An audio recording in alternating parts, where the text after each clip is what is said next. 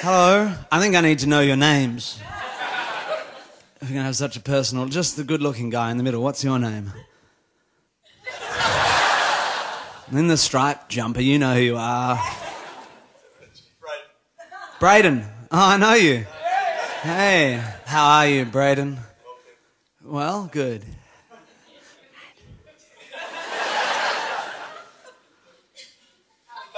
Thank you. I'm fine, thank you.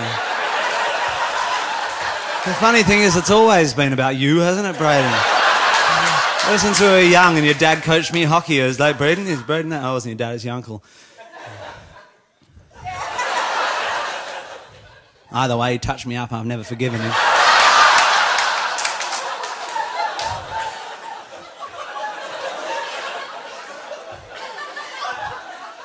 So I'm good, yeah. Been away a lot, Braden. I've been touring a lot. I've been overseas and travelling. I don't know if you guys are well-travelled people. I haven't done a lot of travelling in my years of life, and so it's a huge experience because you get to experience other cultures and different peoples and different ways of being and stuff. And I've been in London. Things are really different there. Like their buses are red, and they're just like two of our buses just stacked right on top of each other. Took a bit getting used to, and their ambulances are green. It's crazy. And they're weird because they've got they're around all the time, ambulances in London, and they've got written on the side, they're big green letters, emergency ambulance, which is good for tourists like me because it distinguishes them from our just normal ambulances. Slightly more laid back. They don't really emerge. They just kind of ambulate. Hang out in parks. Like massively over-equipped Mr. Whippy vans. And their taxis are complicated. Here you just ring a taxi and it comes and you get it. And there they've got all different types of taxis. They've got their London cabs, you know, the classic black London cab, like the Super Nanny goes around in. And they're great and they're really cool and they're always driven by a proper English cabbie, you know, g'day mate. And they don't say, that's Australia. Hello mate, geezer. Hello. Good day. And then there's black cabs, and then they've got their mini cabs, which are just like normal cars, but they have a special license, special sticker, and their drivers tend to be a little bit darker. And then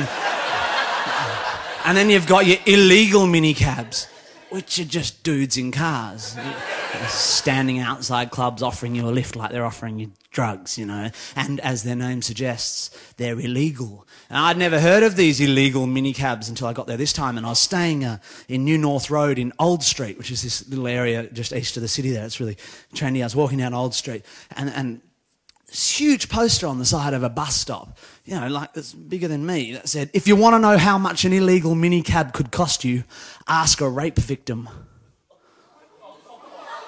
And that's what I thought. I thought that's sort of shocking. This blazing shock advertising in the middle of the city, you know. I thought that was really, I didn't think I sort of agreed with that sort of thing. But then a couple of nights later, I was out in Soho with some friends drinking, and I went to the bar and I got chatting to this girl who just chatting. You know, you sometimes meet people at a bar and I guess we're a bit drunk and we're talking. And later in the night, she actually disclosed to me that she'd been the victim of a sexual assault.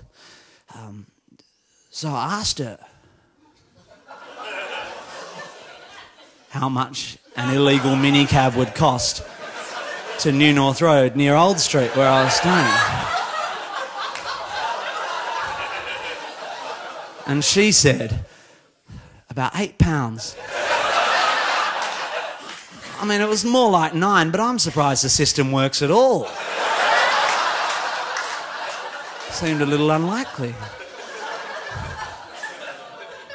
So yeah, apart from the confusing British advertising, touring's really good. I guess the only other negative is being away from my partner for long stretches of time. The more I tour, the more time I've had to spend away from my partner. I've got a very long-term partner.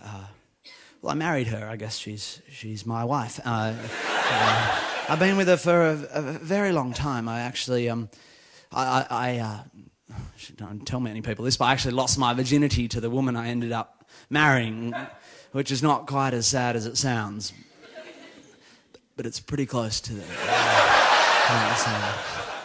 But it's weird being away from her, you know, and when you're away for a long time, like, you miss your partner and stuff, but also you kind of get used to it, you know, and you meet other girls and you sort of hypothesize about what it might be like. And I've found that I'm rather sexually paranoid, because what happens when I meet other women, I wonder if I did have to be sexual with another person in my life somewhere down the track, like if my wife dies prematurely of cancer or whatever, or if she develops a degenerative disease and I decide to, rather than look after her myself, to put her in a home or something. These things happen, you know. You've got to plan for them. Like if any of those things happen, or she just left me for a younger, thinner man, or whatever, if I did have to be with someone else, I wonder if what I'm doing sexually is normal, because we've been together for a very long time. Like, I don't know, as far as I know, everything we do is normal, but we might have just sort of drifted from the norm. Just bit by bit, so we didn't notice. And so I just hope I'm not back on the shelf ever, because I've got this kind of fear that I'm going to be dating a girl and I really like her, and I don't know, maybe we've been to a movie or something and we go out afterwards and have a couple of drinks and we're getting along really well, loads in common, and the bar closes and I ask her back to my house and she says yes, and then go up to my place and have some drinks, more drinks, and I put on some music and some lamps.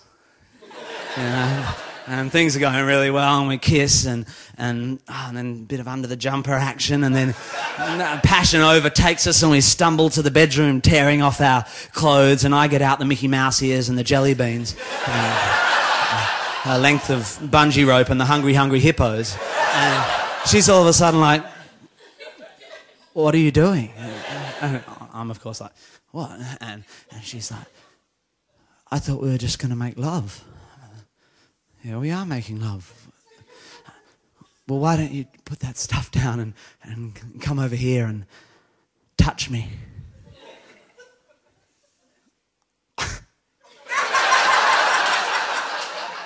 Touch you before you've pissed in the hippos.